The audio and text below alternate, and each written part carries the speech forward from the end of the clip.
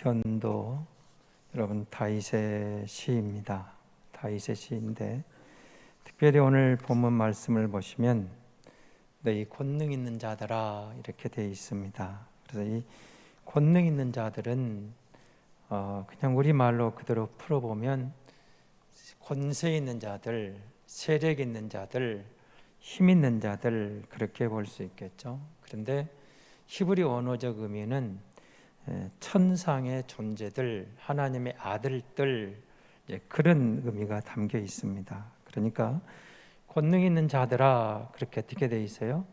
영광과 능력을 하나님께 돌릴지어다 이렇게 돼 있죠. 그러니까 권능 있는 자들을 향하여 찬양하라, 영광을 돌려라 이렇게 초대하는 거죠. 그러니까 천상에 있는 존재들로 생각하면 천사들을 생각할 수 있고 천군 천사를 생각할 수가 있을 겁니다. 그러니까 그들을 하여금 하나님께 영광을 돌리고 하나님께 찬양을 돌리고 능력을 올려드리 마땅하다. 그럼 여러분 지금 오늘 우리는 이제 지상에 있잖아요. 땅에 있는 존재들입니다. 그러니까 하늘에 있는 것을 생각하면 천사를 만난다. 천군 천사를 볼 수 있다. 그럼 얼마나 우리에게는 감격스러운 순간이 되겠죠. 그래서 여러분이 오늘 밤 꿈에라도 천사를 만날 수 있다면 아마 그 꿈을 깨고 나면 아쉬울 거예요. 좀 더 깊이, 좀 더 오래 그곳에 같이 꿈을 더 꾸게 되었으면 좋겠다. 그런 생각이 들 거 아닙니까? 그럼 다윗이 이렇게 말하는 건 뭘까요? 여호와 이름에 권능 있는 자들아 영광과 늘 여호와께 돌려라 초대한 다음에 2절을 한번 보시기 바랍니다. 2절은 같이 한번 읽어봅니다. 여호와께 그의 이름에 합당한 영광을 돌리며 거룩한 옷을 입고 여호와께 예배할지어다 이렇게 말합니다. 하나님께 합당한 이름, 영광을 돌려라. 다시 말하면 천군 천사라 할지라도 천상에 있는 존재들이 할지라도 그들이 영광을 받을 대상이 아니라 그 말입니다. 그들이 경배를 받을 대상이 아니라는 거죠. 그들도 하나님께 영광을 돌리고 하나님을 찬양하는 것이 마땅하다. 그리고 또 하나님께 영광을 돌리고 찬양하는 게 그게 뭘까요? 그것은 곧 우리가 예배 자리로 나아가는 거죠. 하나님께 예배한다. 여러분 예배하러 오셨죠? 오늘 예배하러 온 것도 그런 것입니다. 하나님께 영광을 돌립니다. 하나님이 진정한 왕입니다. 하나님이 진정한 찬양의 대상입니다. 그렇게 나아가는 것이 우리 예배가 되는 것이죠. 그래서 여러분 정말 우리가 하나님의 이름에 합당한 영광을 돌리는 것, 그것이 바로 참된 예배입니다. 하나님의 이름에 합당한 영광을 돌려드리는 것, 그것이 예배인데, 다윗은 이제 그렇게 말합니다. 권능 있는 자들아 이렇게 말한 다음에 우리가 하나님이 누군가를 알 때 최고의 존재다, 최고의 지존하신 분, 최고의 자리에 계신 분, 천상에 있는 것보다 그 말이죠. 하나님께 나아가라, 하나님을 경배하라, 하나님을 찬양하라, 여호와를 찬양한다. 그럼 여러분 다윗은 사실은 이 말씀을 통해 뭘 말하고 싶은 게 있었겠죠. 천상에 있는 존재들마저 하나님을 경배하라, 예배하라, 찬양하라. 그러면서 그럼 우리에게 하는 말이 그걸 겁니다. 너희는 그 말, 지상에 있는 존재들은 우리가 어떤 자세로 하나님께 반응하는 것인가 해야 마땅한가를 말하고 있는 거죠. 하늘에 있는 천군 천사마저 하나님을 예배의 대상이지 저들이 영광을 받으면 안 된다면 땅에 있는 너희들은 마땅히 당연히 그 하나님을 찬양하며 그 하나님을 예배하는 것이 맞다는 거죠. 여러분 우리가 하나님께 합당한 그 이름에 합당한 예배를 드리고 그분을 찬양하는 것, 이것이 우리의 올바른 도리고 사람의 본분이라는 사실을 오늘 본문을 통해서 알게 되는 거죠. 그 다음에 여러분 3절부터 9절에 이어진 이 말씀을 보시면 거기에는 이제 하나님의 그 영광이 어떻게 드러나냐면 여호와의 소리로 우리 7번 반복되어 등장하는 것을 보게 됩니다. 자연현상 속에 나타납니다. 그런데 여호와의 소리, 하나님의 음성, 주님의 소리가 이제 나오는 거죠. 거기에 보면 7번 반복됐단 말은 7은 이제 구약에서 이제 성경성으로 숫자를 말할 때 완전수로 이렇게 말하거든요. 사람이 하나님의 숫자 3과 땅의 숫자 4가 더해서 7이 되면 완전하다. 그러니까 7번 여호와의 소리를 반복해 가면서 그 하나님, 완전하신 하나님께 그 소리를 듣고 올바로 반응하는 것이 중요하다는 거죠. 그럼 3절부터 보시기 바랍니다. 여호와의 소리가 물 위에 있도다. 그럼 여호와 소리가 물이 있는데 영광의 하나님이 이제 우레소리를 내신다는 거예요. 하나님이 물 위에서 영광의 하나님 내시는데 우레소리, 천둥소리입니다. 번개를 칩니다. 근데 여러분, 혹시 이제 여자 성도분들은 그런 분들이 있어요.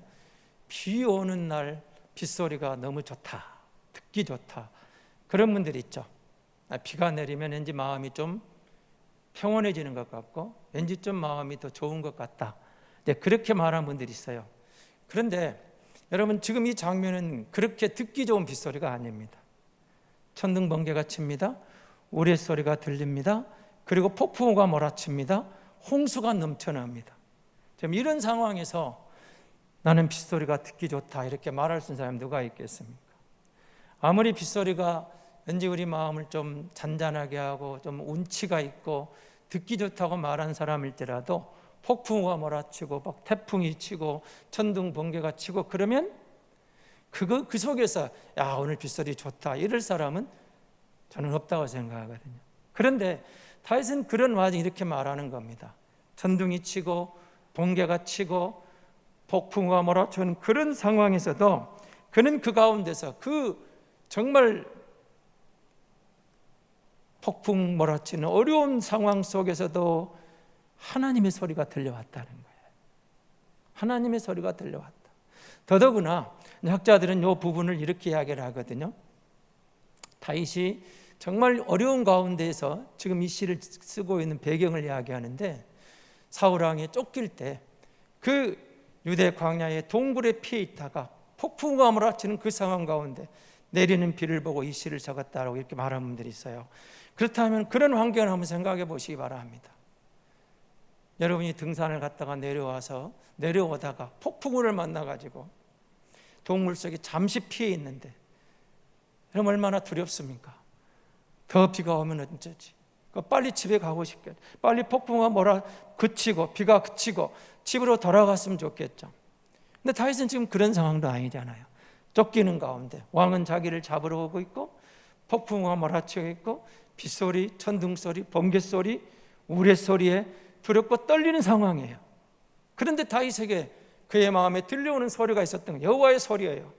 그러는 와중에 하나님의 소리가 그에게 들려오고 그 여호와의 소리를 그 폭풍우 가운데, 천둥 가운데, 번개치는 가운데, 두려운 상황 가운데 하나님의 소리가 그에게 들려왔다는 거예요. 그걸 느꼈던 거죠. 그래서 그는 그 순간에 하나님의 그 놀라운 힘과 위엄을 천둥 속에서, 번개 속에서 들으면서 이렇게 말하는 겁니다. 하나님의 소리, 하나님이 이 폭풍우를 지배하고 계신다. 하나님이 이 천둥 번개를 다스리고 계신다. 그 하나님이 내게 말씀하신다는 거예요. 여호와의 소리가 들려오는 거예요. 번개 속에서 하나님이 이 물들을, 이 번개를, 이 천둥을, 이 자연을 그냥 주신 게 아니고 하나님이 다스리신다, 하나님이 지배하신다, 그렇게 생각을 하는 거죠. 그래서 여러분, 가장 높은 곳에 하나님이 계셔서 이 모든 걸 다스린다고 생각하니까 지금 힘든 나의 상황 속에서, 쫓기는 상황 속에서, 동굴 속에서 갈 곳 없이 저 폭풍우를 바라보면서 하나님에 대한 신뢰가 나오는 거죠. 하나님이 함께 하시는 거예요. 여호와의 소리가 들리는 거예요.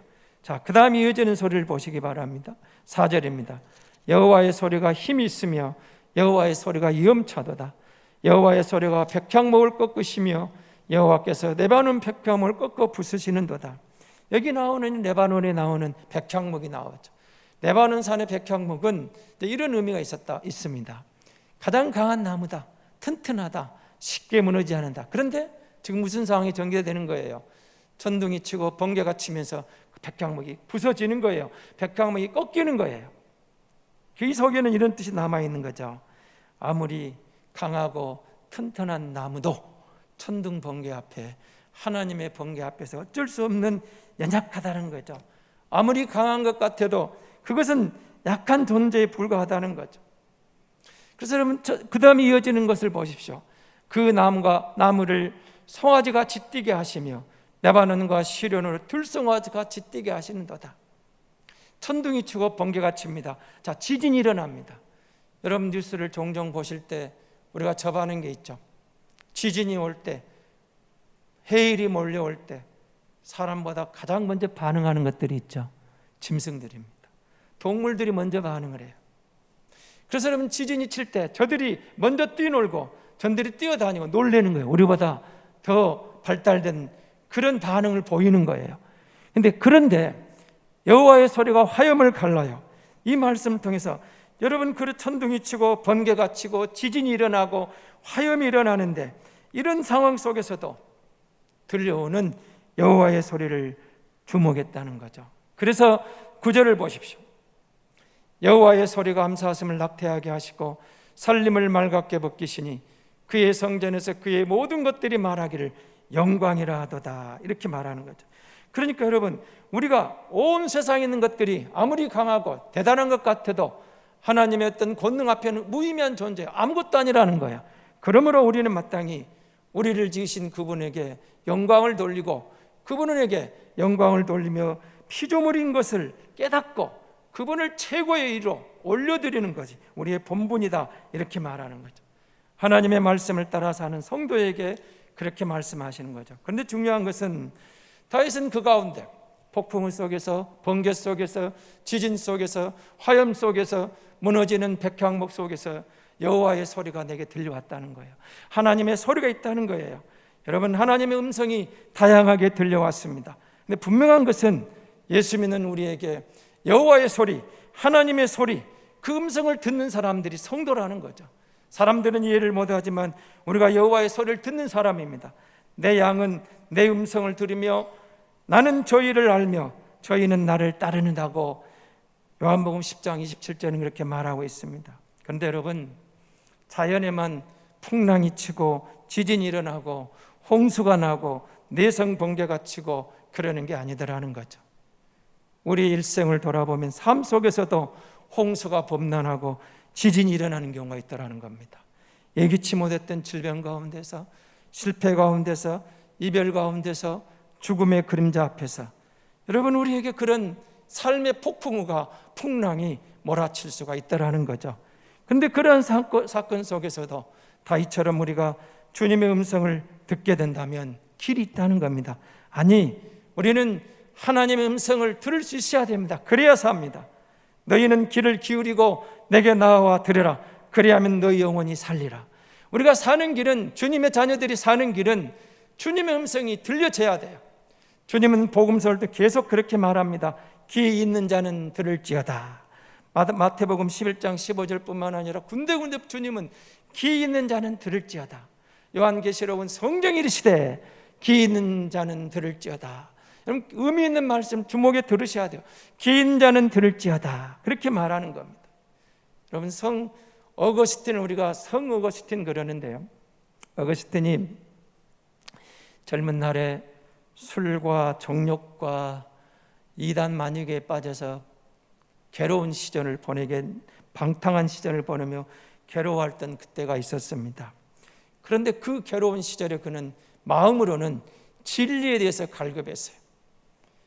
정말 이게 아닌데, 술 취해 있는 자신의 모습을 보며 정욕에 취해 있는 자신을 보면서 이단에 아무리 들어가 봐야 진리가 아니었던 거예요. 괴로웠어요. 그래서 어느 날 정원을 거닐다가 무화과 나무 밑에 쓰러져서 울고 있었는데 문득 이런 어린아이들의 노래가 들려왔다고 그럽니다. 들고 읽어라, 들고 읽어라.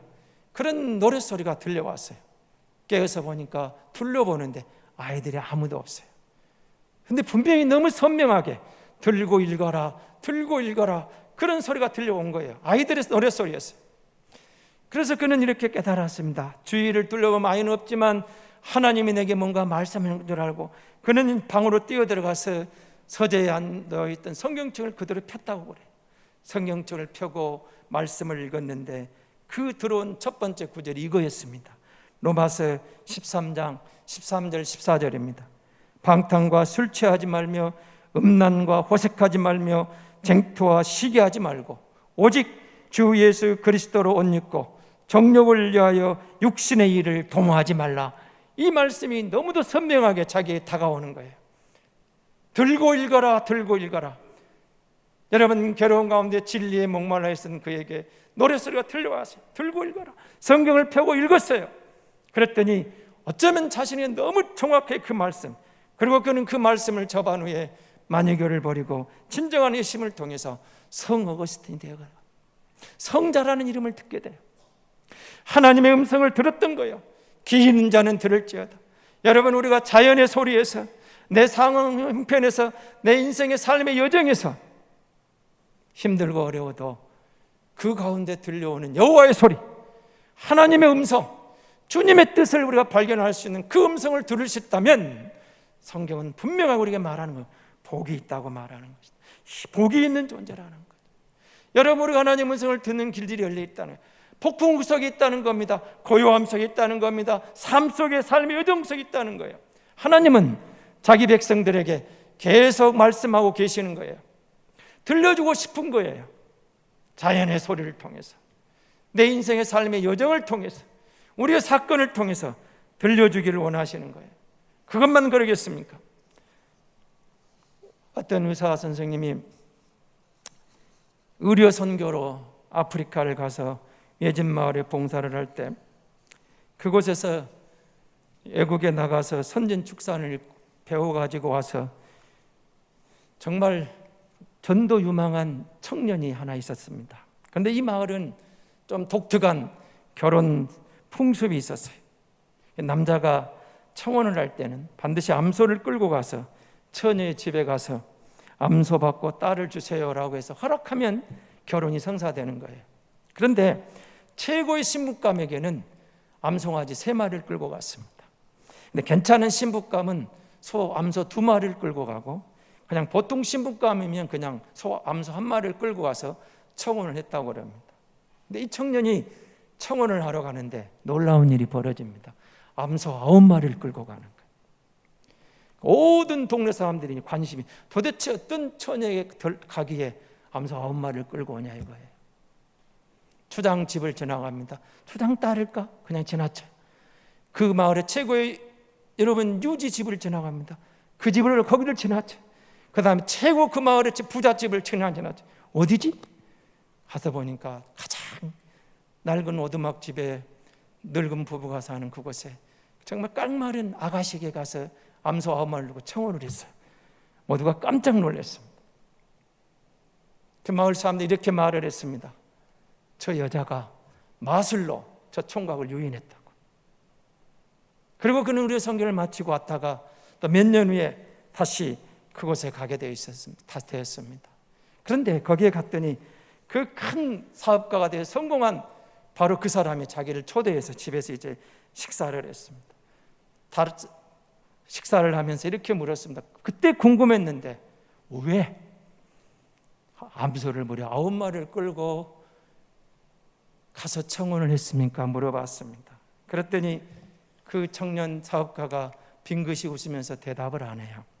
조금 있다가 찻잔을 들고 온 한 여인이 나타납니다. 유창한 영어와 함께 아름답고 정말로 교양미 넘치는 여인이었습니다.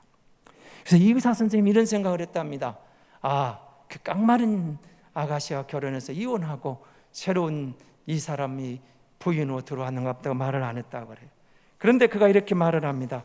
선생님, 저 사람이 바로 그때 내가 청혼해 결혼한 바로 그 사람입니다. 그렇게 말을 합니다. 그리고 이렇게 그 이야기를 합니다. 저는 어렸을 때 저 사람을 사랑했고 저 사람과 결혼하기를 꿈꿔왔습니다. 청혼을 해야 됐는데 모두의 생각대로 암소 1마리면 충분했던 그런 상황이었습니다.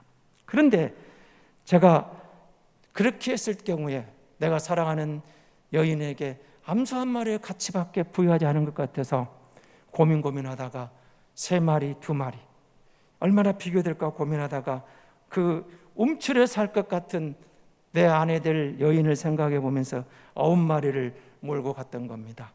평생 자기 가치를 결정할 수 있는데 3마리를 뛰어넘어서 9마리를 갖고 와서 최고의 가치가 있다고 결혼을 했다는 거죠.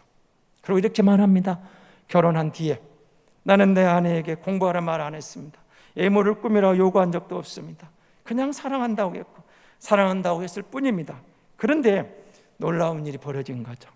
그 아내가 자기 자신을 받아들이면서 진심을 이해하게 됩니다. 나는 한 마리 암소여도 충분한 가정이었고 조건이었는데 혹시 나에게 암소 9마리에 가치가 있는 여인은 아닌가? 그러면 자신을 준비하더라는 거예요. 자신을 가꾸고 공부를 하고 준비해 나가는데 나중에 정말 지성미 넘치는 훌륭한 여인으로 변해 있더라는 거죠. 처음에 숙을 내던 아낙네들이 이렇게 말합니다. 이제는 그 아내를 보고 아름답고 지성적인 여인이라고 사랑하고 존경한다는 것이죠. 여러분, 하나님의 음성이란 뭘까요? 단순히 나의 유익일까요?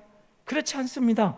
환경에서 여러분 자연의 하나님의 음성이 소리, 여호와의 소리가 있다면, 내 삶 속에 여호와의 소리가 있다면, 여러분 우리가 내 가까운 사람들을 대할 때, 가족이든 친척이든 우리 주변에 있는 사람을 대할 때 우리가 그들을 정말로 소중한 사람으로 소중하게 여기지 못하고 얼마나 홀대하고 얼마나 가볍게 여기는 경우가 많은지 모릅니다. 우리에게 소중한 사람들, 가족들, 친구들, 주변 사람의 좋은 관계를 맺고 있는 사람들에게 내가 우리에게 최고의 가치를 부여한다는 것은 최고의 고귀한 사람, 그 사람이 바꿀 수 있는 기회를 주는 거라는 거죠. 하나님의 음성은 그런 거죠. 하나님은 적어도 저와 여러분을 최고의 가치로 인정해 주셨어요. 누가 비교 대상이 아닌 우리를 그도 있는 그 모습 그대로, 그 상황 그대로 너는 나에게 최고의 사람이라고 우리를 최고의 가치로 부여해 주셨어요. 비교 대상이 아니라는 거예요. 있는 그대로 나는 너를 사랑한다고, 너는 내 것이라고, 나는 너를 최고의 가치로 인정하고 있다고 하나님이 우리를 인정해 주신 거죠. 그리고 하나님의 소리, 하나님의 음성, 주님의 뜻은 바로 그런 것입니다. 우리가 하나님의 음성을 듣기를 원할 때 하나님은 자연 속에서 이야기합니다. 하나님은 사건을 통해서 이야기합니다. 그리고 우리 마음에 때로는 작은 감동을 주면서 주님의 음성을 들려주십니다. 우리가 순종할 때 여러분 그 작은 순종들이 그 하나님의 음성을 듣고 우리가 순종했을 때 놀라운 가치를 이루어가는 것을 우리는 발견하게 되는 것입니다. 사랑하는 성도 여러분, 다윗이 오늘 본문을 통해서 우리에게 말씀하는 것은 무엇이었을 것 같습니까? 여호와의 소리가 들려옵니다. 인간이 하나님 앞에서 어떤 존재해야 하는 것을 다윗은 오늘 시편을 분명하게 강조하고 있습니다. 다시 여러분 2절을 보시기 바랍니다. 여호와께 그의 이름에 합당한 영광을 돌리고 거룩한 옷을 입고 여호와께 예배할지어다. 그렇습니다. 하나님 이름에 합당한 영광을 돌리고 우리의 최고의 옷, 최고의 자세를 갖춰서 우리의 준비된 마음으로 거룩한 옷을 입고 하나님을 예배하는 것, 이것이 우리의 도리인 것입니다. 우리는 겸손히 하나님 앞에 나아가 하나님께 영광과 진리로 예배하는 존재들입니다. 천지 만물과 삶 속에서 들려오는 여호와의 소리, 하나님의 음성에 귀를 기울여 순종하는 거룩한 예배자가 되어야 하는 것입니다. 여호와께서 자기 백성에게 힘을 주시며 여호와께서 자기 백성에게 평강의 복을 주시리로다. 11절 말씀입니다. 우리 같이 한번 같이 읽어보겠습니다. 11절, 여호와께서 자기 백성에게 힘을 주시며 여호와께서 자기 백성에게 평강의 복을 주시리로다. 아멘. 그렇습니다. 하나님이 힘을 주십니다. 하나님이 모든 두려움을 벗어나게 하시고 평강의 복을 주시도 약속하셨습니다. 이것이 얼마나 큰 은혜입니까? 하나님의 음성이 들려옵니다. 주님의 소리가 들려옵니다. 주님의 뜻이 우리에게 깨달았을 때 여러분 생각해 보시기 바랍니다. 거기에 우리의 길이 있는 것입니다. 그러나 가장 큰 은혜는 뭐니 해도 우리가 예수를 믿어 하나님의 백성이 되었다는 거 아니겠습니까? 하나님이 우리를 자기 백성 삼아주셨습니다. 하나님 우리를 자기 백성 삼으시고 자기 백성 삼은 그들에게 힘을 주십니다. 자기 백성 삼은 그들에게 평강의 복을 약속하셨습니다. 그러므로 우리는 하나님의 음성에 귀를 기울이며 모든 영광을 하나님께 돌리는 거룩한 예배자가 되어야 될 줄로 믿습니다.